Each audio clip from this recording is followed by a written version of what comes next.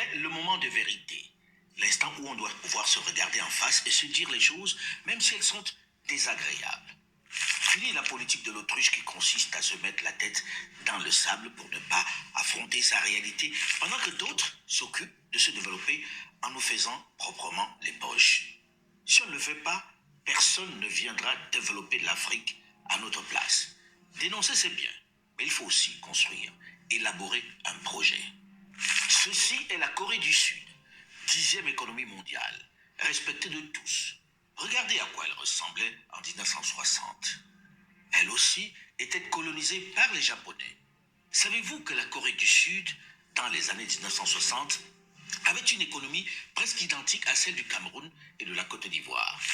En 1960, le PIB nominal par habitant de la Corée était comparable à celui des pays les moins avancés d'Afrique, comme le Cameroun, avec 260 dollars américains par habitant. À la suite de la guerre de Corée entre la Corée du Nord et la Corée du Sud, qui a complètement rasé le pays, la guerre a tué près de 3 millions de Coréens. Et le pays a subi la pire destruction matérielle et humaine de son histoire. En 2017, son PIB nominal par habitant s'élève à presque 30 000 dollars, soit le même niveau que l'Espagne. Signe d'intégration forte dans l'économie mondiale, la Corée du Sud a rejoint l'OCDE en 1996.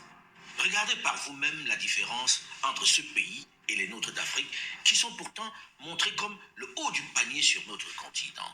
Qu'est-ce qui n'a pas marché?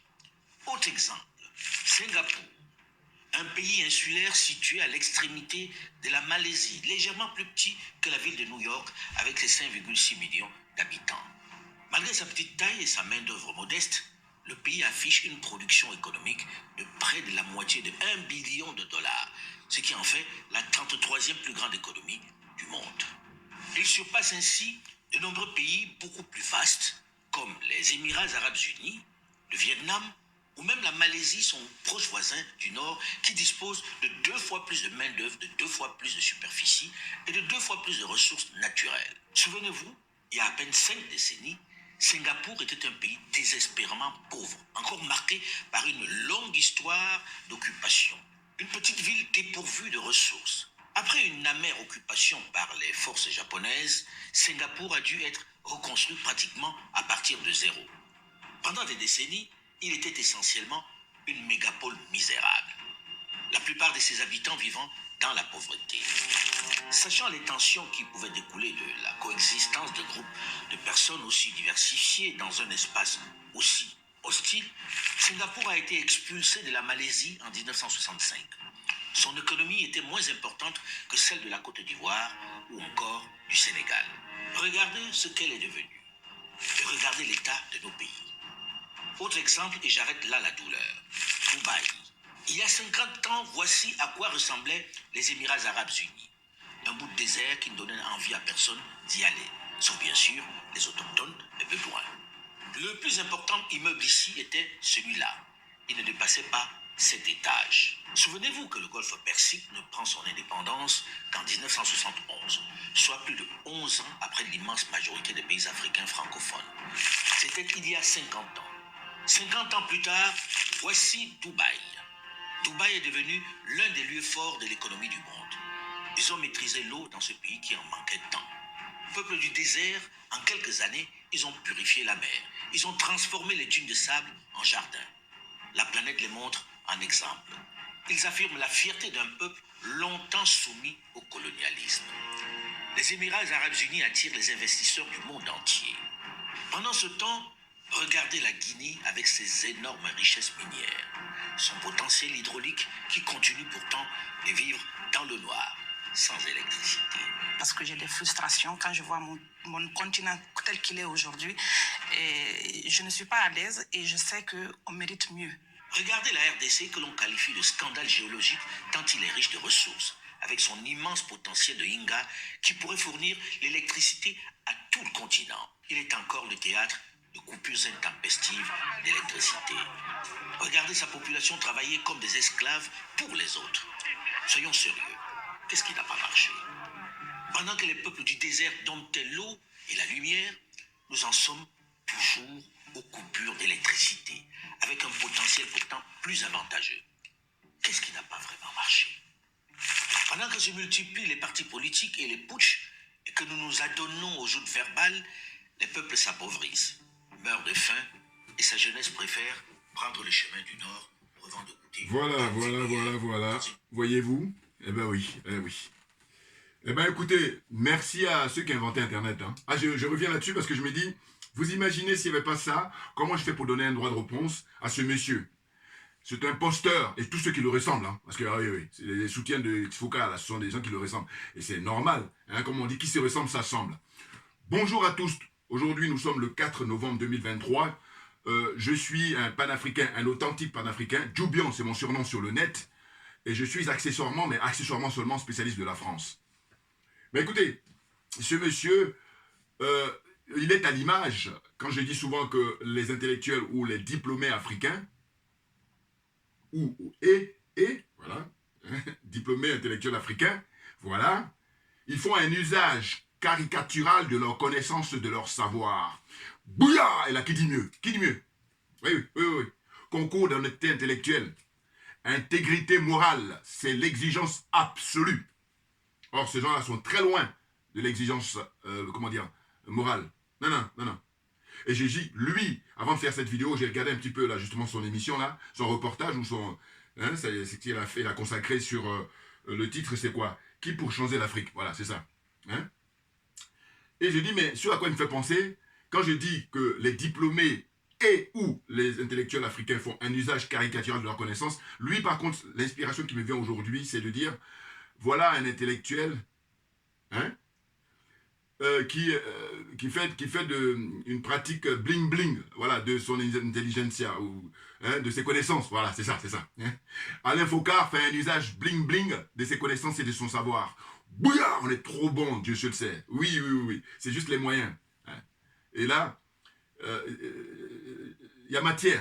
C'est-à-dire qu'en fait, je vais argumenter. Maintenant, apportez vos arguments. Et je dis, je refuse d'adhérer à ceux qui vont dire oui mais on a le droit de changer, mais de quoi? Si vous ressemblez à ce monsieur là, j'ai rien à dire, voilà, je trouve que c'est cohérent, mais il faut le dire que moi je suis un inconditionnel Foucault, là voilà, mais quand on ne dit pas ça, je dis c'est dommage, voilà, parce qu'il y en a d'autres qui ne sont pas forcément conditionnels, mais qui vont vouloir lui donner des points ou lui donner du crédit, alors que non, on est dans la pure escroquerie morale, tout naturellement, et c'est ce que je combats, parce que je dis le combat que nous sommes en train de mener, hein, pour se libérer de l'impérialisme, pour se libérer du colonialisme, pour se libérer de la France-Afrique.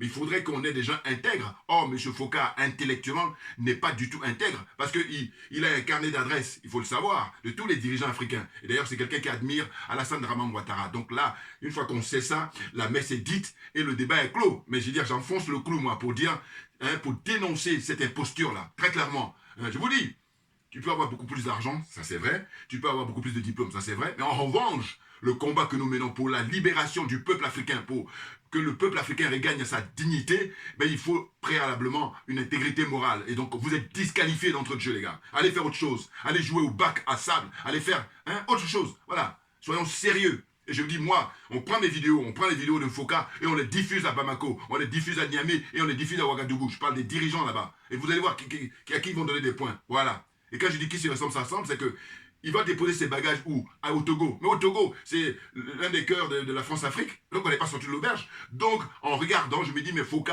il fait du Foucault, là. Alain Foucault, il fait du Foucault. D'ailleurs, c'est marrant parce qu'il y a une coïncidence. Rappelez-vous, Foucault, bon, ça, c'est pas la même orthographe. Mais c'est quand même drôle. C'est drôle. Voilà. Là, pour le coup, c'est drôle. Hein? Foucault, qui a conseillé le général de Gaulle, qui était vraiment... D'ailleurs, allez savoir, allez comprendre. Ah oui, c'est pour ça que je dis que la vie est très bizarre. Regardez, chacun a sa façon de faire. Hein. Je veux dire qu'à l'époque, Jacques Faucard, qui a conseillé le général de Gaulle, qui était en concomitance ou en concurrence avec Houphouët-Boigny, hein, pour conseiller le général de Gaulle pour la déstabilisation de tous les pays africains, hein, en général, et la zone francophone en particulier, et bien aujourd'hui, au XXIe siècle, on a ce monsieur-là qui la joue élégant, qui la joue plus malin, alors que je ne supporte pas les gens qui jouent les plus malins. Et oui, pourquoi? Mais parce que je veux dire, tant que tu arrives à m'avoir, voilà, j'ai rien à dire. Et je dis toujours que quand quelqu'un se moque de vous, ou se fout de votre gueule, hein, c'est pas ça le pire. Le pire, c'est que vous vous en rendez pas compte. C'est-à-dire que moi, quand je me rends compte que tu te fous de moi, je veux dire, c'est moi maintenant, la donne a changé, et ça devient plus intéressant. Qu'on prenne qui veut, qu'on prenne qui peut. Yeah. Bouya, dans tous les sens. Mais non, mais parce que il y a des gens qui sont trop légers, ils font le malin. Non, faut arrêter. Regardez, ils comparent avec les pays, là. J'ai pris des notes, Mais Singapour, Corée du Sud, tout ça. Mais sans aller faire une première année en Sciences Po, hein, ou dans les grandes écoles, comme vous voulez, mais juste, il faut retorquer à M. Alain Foucault que ces gens-là n'ont pas le franc CFA, et qui c'est qui a imposé le franc CFA dans la zone francophone? Ces gens-là n'ont pas les bases militaires françaises, et qui c'est qui a imposé les bases militaires dans la zone? Voilà. Donc, rien que ça suffit pour que tout son blabla, là. Et d'ailleurs, il fait intervenir différentes personnes, là, avec lui, hein, et il y a 14 personnes qui interviennent, et sur les 14, il n'y a que 3 femmes. Voilà. Je le disqualifie en permanence. Et je dis c'est argument par argument. Et il faut arrêter parce que je dis chacun a son truc. Hein? Chacun de nous a une énergie qui lui est propre. Accepter ça. Et nous, Africains, notre problème, c'est le fait que la jalousie, j'ajoute ça après là. Hein? Je dis la zone des aliénés, la zone des complexés, la zone des corrompus, hein?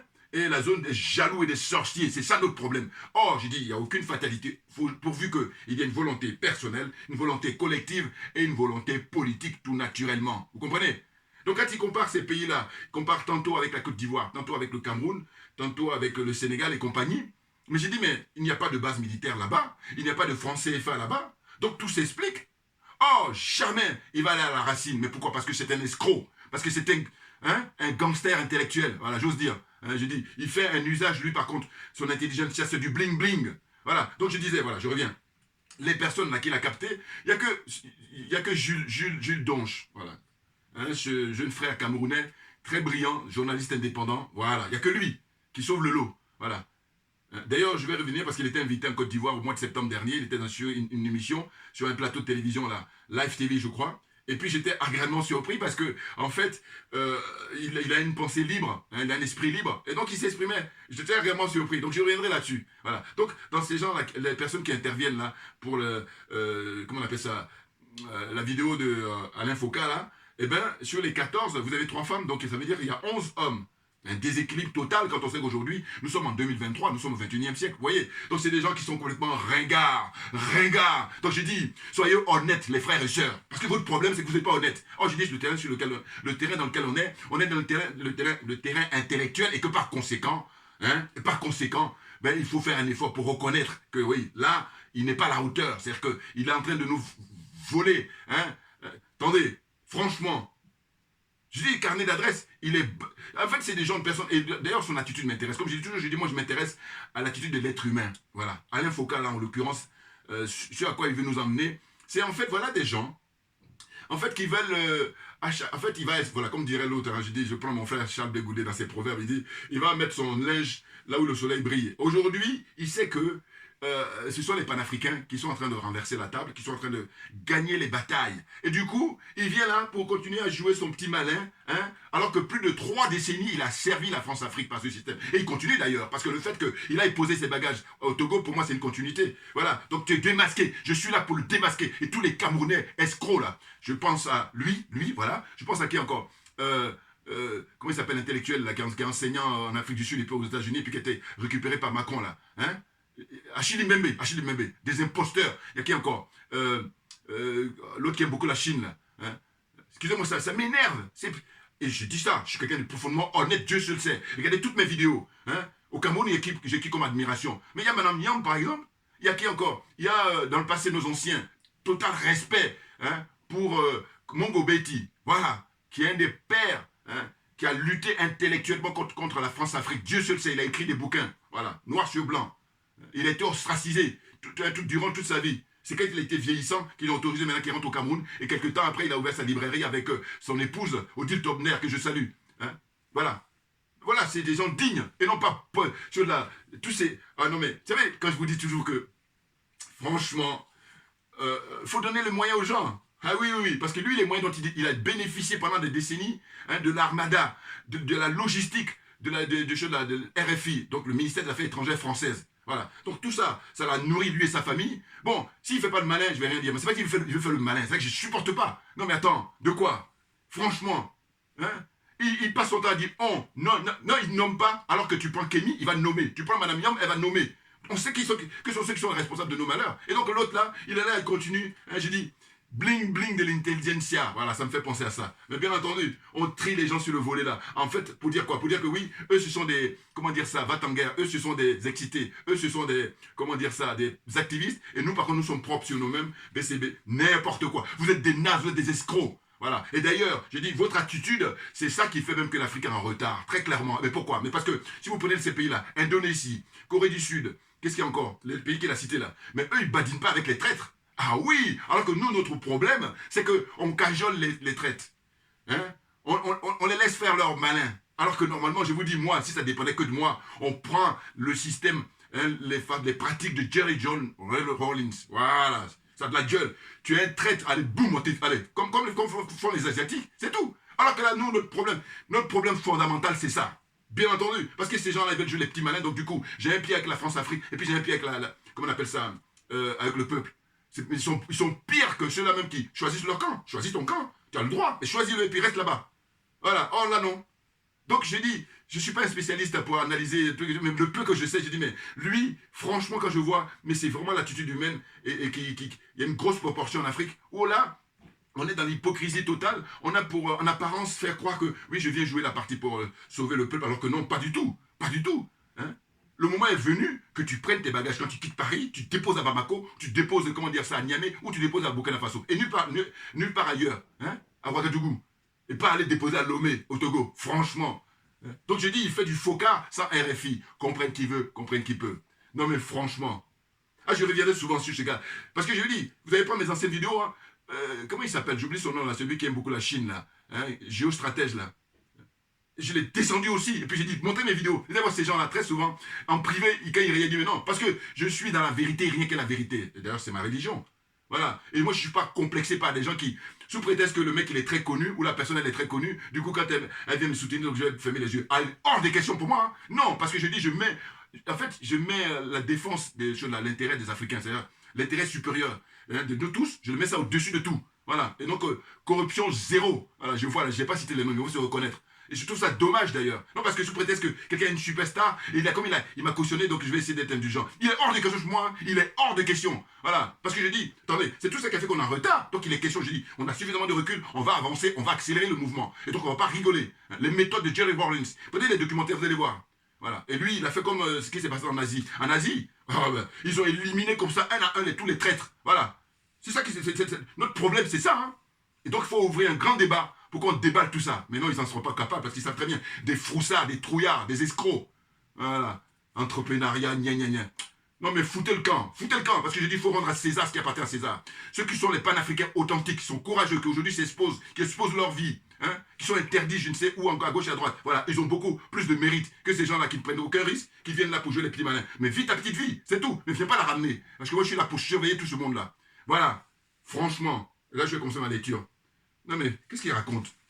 Donc, qu'est-ce qu'il dit Alain Foka? Il dit, voilà, moi j'ai mis, Foka, c'était un panafricain de circonstance. Voilà. Panafricain de circonstance. Arriviste de première classe.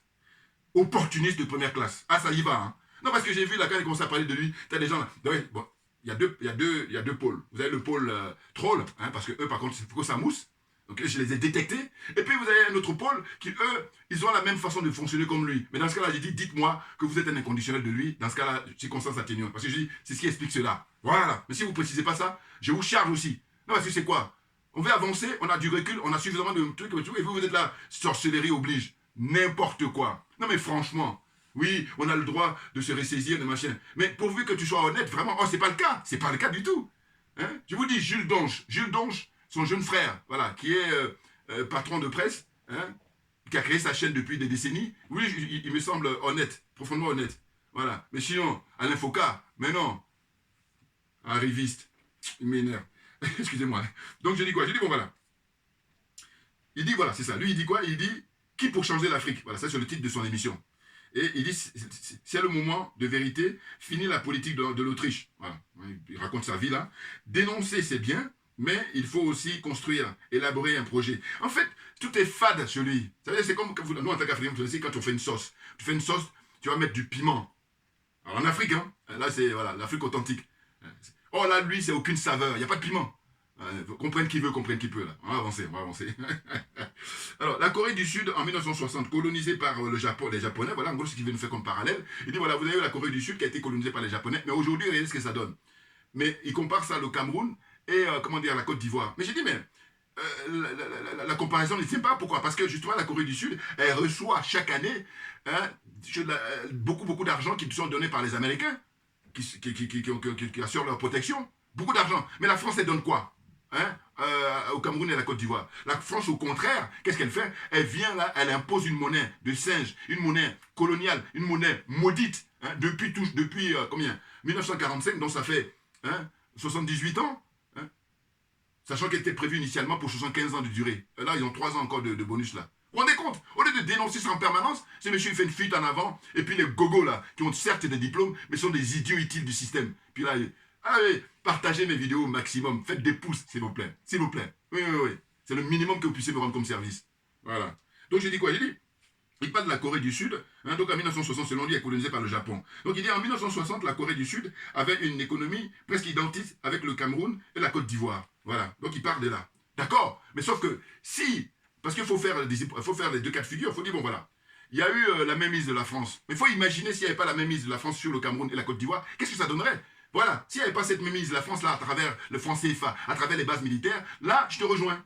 Mais il y a ça, et puis tu contournes ça, et tu fais le petit malin, et tu admires Alassane Ouattara. Parce qu'il y a un jeune frère là qui a fait une vidéo, il a comparé en fait l'approche qu'a Kémy Séba et l'approche qu'a Alain Foucault par rapport au système justement des pays africains.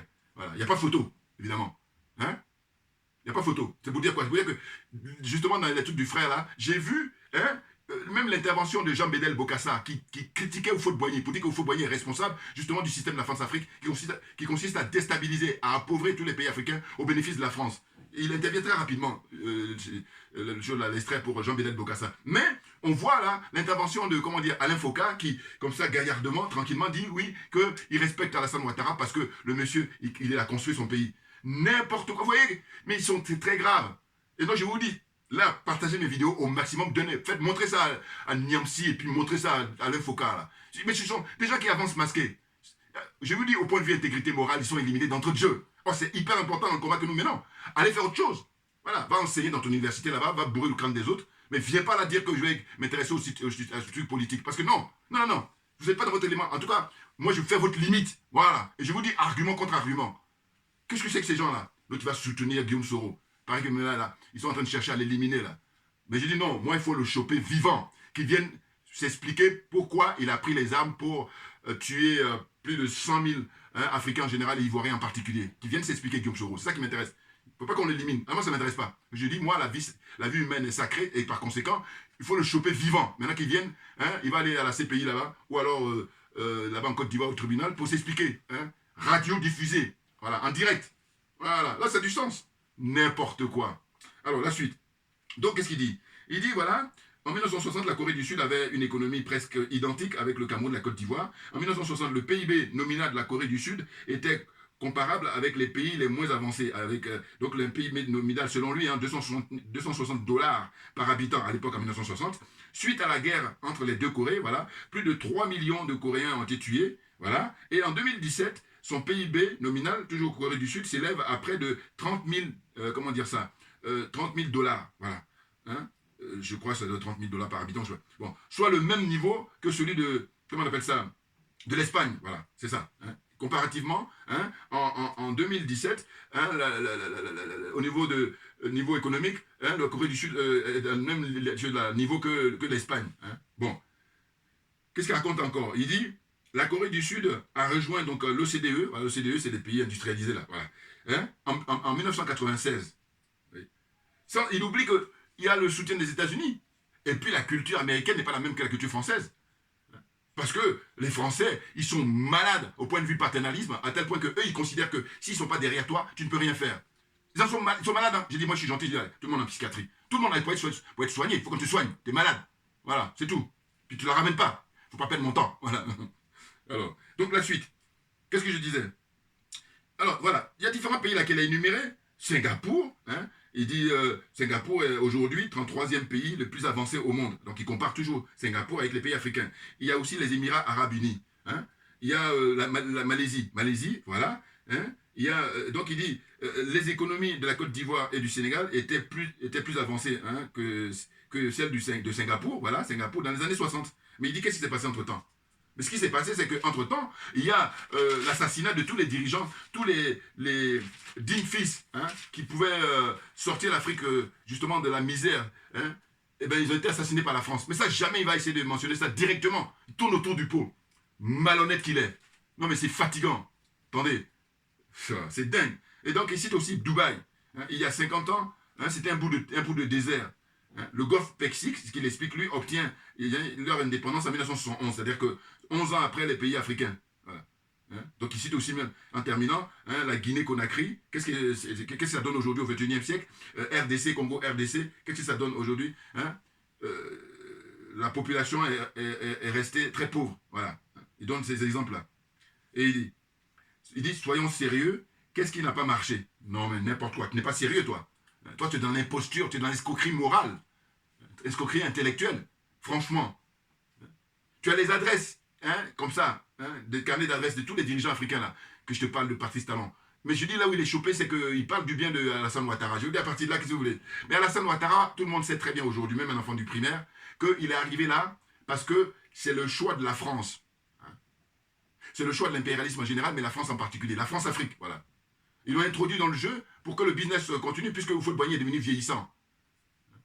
Houphouët-Boigny les a servis intelligemment, si on veut, voilà. Mais en tous les cas, il les a servis. Hein, pour, comment dire, déstabiliser, le mot il est là, hein, tous les pays africains. Voilà. Et donc il s'est donné à cœur joie, il y a beaucoup de littérature là-dessus, et après, vieillissant, il choisit Alassane Ouattara pour le mettre là de force, et hein, il a été imposé avec l'armée française. Donc il le sait, hein, lui, par sa profession, il le sait, mais menteur qu'il est, voyou, intellectuel qu'il est, il veut faire le malin à continuer comme ça, une fuite en avant. J'ai dit, bon, les Denis et Poté, les autres là, ils restent toujours, bon, ils font pas du bruit, donc je les laisse tranquilles. Mais toi là, tu viens pour essayer de faire le malin en disant, oui, je suis panafricain, mais de quoi? Cache-toi, cache-toi. Voilà, c'est tout ce que tu mérites, te cacher. N'importe quoi. Divisez mes vidéos, ces gens-là. Je vous dis, vous les mettez, on va mettre face à face. Puis le public est là maintenant, argument par argument. Il ne pourra même pas avoir de débat parce que je dis, moi j'ai déjà défini là, comment Alassane Ouattara est venu au pouvoir, ça suffit. Parce que lui, il admire. Il admire Alassane Ouattara, mais ça veut dire qu'en fin de compte, mais c'était beaucoup plus dangereux, monsieur. En fait, il n'est pas au courant ou quoi? N'importe quoi. Ah, des voyous. Un col blanc, faut ajouter. Voilà. Alors, il dit, pendant que se multiplient les coups d'État, voilà. Donc il va invectiver les militaires, hein, les colonels qui sont au pouvoir là-bas, hein, au Mali, au Burkina Faso, le général Tchiani au Niger. Mais par contre, il ne va pas dénoncer, en fait, les coups d'État constitutionnels. Voilà. Il ne va pas les dénoncer. Et, je vous dis toujours, les intellectuels et ou diplômés africains, eh bien, quand ils vont parler de l'histoire ancienne, hein, 15e, 16e, 17e, ils vont dire qu'il y a eu une révolution. Mais par contre, là, ce qu'on est en train de vivre, c'est de la révolution. Ils disent non, c'est pas l'évolution. Voilà. Ils font du déni. Des malhonnêtes, des voyous. Non mais attendez, ah ça me fatigue. Non parce qu'il dit, mais vous vous rendez compte, l'influence, parce qu'il est très suivi, Alain Sfocard, que je te tienne des conférences, et même ce qui m'a fait rire, c'est que récemment, il a dit oui, qu'il y a sa femme qui a peur, machin. Mais de quoi tu parles? Attends, ce qu'on fait subir à Kémy, ce qu'on fait subir à Madame Yamb, hein, et nous tous là, qui allons droit au but, on est exposés, beaucoup plus. Et non pas toi là, tu prends tes bagages, tu vas à Lomé, en villégiature. Comprenne qui veut, comprenne qui peut. C'est fatigant. Donc il dit, hein, les coups d'État se multiplient, hein, les coups d'État militaires et les jouxtes verbales, voilà, c'est ça, il dit jouxtes verbales, les peuples s'appauvrissent, meurent de faim et préfèrent prendre la Méditerranée, voilà. Et donc moi j'ajoute, j'ai dit voilà, Alain Foucault a un carnet d'adresses très important de toute l'intelligentsia africaine hein, en général et francophone en particulier. Hein.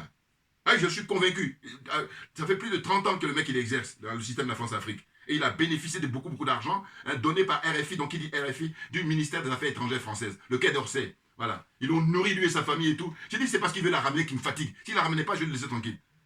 Parce que là, on est là pour servir l'intérêt général. Donc on ne joue pas avec ça, on ne badine pas avec ça. Je trouve qu'on a perdu beaucoup de temps. Hein. Beaucoup de temps, ça encore, ça va. Mais les pertes en vies humaines, hein, les innocents, hein, les martyrs, non mais franchement, n'importe quoi. Donc il dit, il admire, ouais, j'ai mis qu'il admire Alassane Ouattara hein, et certains autres dirigeants africains, pro-français, voire france-africains, voilà, il les admire. Encore, on n'est pas sorti de l'auberge, dites-moi. Hein. N'importe quoi. Je vous dis, là, il a comparé, comment dire ça, les pays là, comme la Corée du Sud, comme Singapour, comme Émirats Arabes Unis, comme la Malaisie, et tout ça. Mais j'ai dit, mais, comme Dubaï, il a parlé de Dubaï aussi. Hein. Donc il dit quoi? Il dit, voilà, Dubaï, il y a 50 ans, c'était un bout de désert. Hein. Voilà. Et le Golfe Persique obtient leur indépendance en 1971. Voilà, je l'ai déjà dit. Voilà, c'est ça. Mais en gros, ce que je veux dire, c'est quoi? C'est que je dis, vous vous rendez compte? Alors que c'est quelqu'un qui a de la bouteille, au sens d'une expérience forte. Mais simplement, intellectuellement, il est malhonnête, il est profondément malhonnête. Et le pire, c'est pas ça. Le pire, qu'il les passionne. Parce qu'il y a des gens qui le soutiennent. Hein. Mais ceux qui le soutiennent, à partir de ma vidéo, ceux qui sont honnêtes, ils vont essayer d'analyser et puis faire un effort. Voilà. Mais sinon, ceux qui sont malhonnêtes, bon, ils vont foncer à tête baissée en disant, voilà, toi, tu es qui, machin. Mais je ne suis pas à ce niveau-là, moi. Parce que je vous dis, prenez mes vidéos et prenez les vidéos de Alain Foucault. Allez les diffuser, comment dire ça, au Mali avec le colonel Goïta. Allez les diffuser au Burkina Faso avec le capitaine Ibrahim Traoré. Allez les diffuser au Niger avec le général Tchani. Et vous allez voir qui est-ce qui va être privilégié. Voilà. Alors qu'on sait très bien que, heureusement, et là j'en profite pour rappeler que grâce à la Russie, un homme providentiel, le président, son excellence Vladimir Poutine, c'est un homme providentiel. Un homme providentiel d'abord pour son peuple, un homme providentiel pour les pays africains qui veulent sortir de l'impérialisme, qui veulent sortir du colonialisme, qui veulent sortir de la France-Afrique. Voilà, très clairement. Il n'y a aucune discussion là-dessus. Ensuite, on a des hommes providentiels. D'abord au Mali, avec les colonels sont des hommes providentiels. J'insiste là-dessus, parce que ici, en France, c'est tabou. Mais j'ai dit, mais j'ai compris pourquoi c'est tabou. Parce que eux, ce sont eux qui ont placé Macron, et avant Macron, comment on appelle ça, François Hollande, tout ça, ce sont eux qui les placent. Donc, à partir du moment où ce sont eux qui font le choix de les mettre, ben, on ne peut pas parler de, comment on appelle ça, providentiel, donc ça se comprend. Mais ce que je dis là, il y a beaucoup de plein de diplômés qui ne peuvent même pas décortiquer ça. Voilà, c'est gratuit. Allez, prenez ça. Donc, qu'est-ce qu'il y a encore? Un homme providentiel, comment dire ça, au Burkina Faso, en l'occurrence, son excellence, le capitaine Ibrahim Traoré. Un homme providentiel, comment dire ça, au Niger, en l'occurrence, son excellence, le général Tchani. Bien entendu, ce sont des hommes providentiels, très clairement. Non mais franchement, comment on a perturbé les gens comme ça en permanence, faire une fuite en avant, et pendant ce temps-là, ils ont leur petit confort, voilà. J'ai dit, prenez une caméra pour suivre ces gens-là. Vous allez voir, vous allez être déçus, mais définitivement. Et parce qu'ils savent que ça va être difficile de le faire, c'est pour ça qu'ils continuent à faire le malin comme ça, à nous montrer des trucs, à raconter leur vie. Parce que je dis, bon, tu vas comparer avec la Corée du Sud, tout ça là. Mais non, reste le continent. Et parce que dans le continent, je prends l'exemple, comment on appelle ça, de l'Angola. L'Angola, c'est une ancienne colonie, comment dire ça, portugaise. Et là, pour le coup, on peut le dire. Pourquoi? Mais parce que l'Angola a diversifié ses partenaires depuis fort longtemps, après la guerre. Ils ont connu plus de 20 ans de guerre. Voilà, intéresse-toi à toi, rentre en profondeur dans ces sujets-là, ça devient intéressant, plutôt que d'aller faire des comparaisons qui ne tiennent même pas, et simplement comme beaucoup de gens qui le suivent, ils ne sont pas avancés. Conscience politique. Oui, c'est de ça dont il s'agit. Donc je dis toujours, bon écoutez, il y a des domaines où vous allez être bon, allez-y là-bas, venez pas sur les terrains dont vous savez très bien que vous ne maîtrisez pas. Oui, parce qu'il faut avoir une base solide, ce qui est notre cas. Bouya, trop bon, Dieu se le sait. Non mais de quoi? Qu'est-ce que c'est que ces gens-là? Je vois les commentaires là, je vous dis encore une fois, je fais la part des trollers, ça c'est autre chose. Les trollers c'est normal, voilà, ils sont payés pour ça, voilà, hein, pour amuser la galerie, pour, voilà, faut que ça mousse.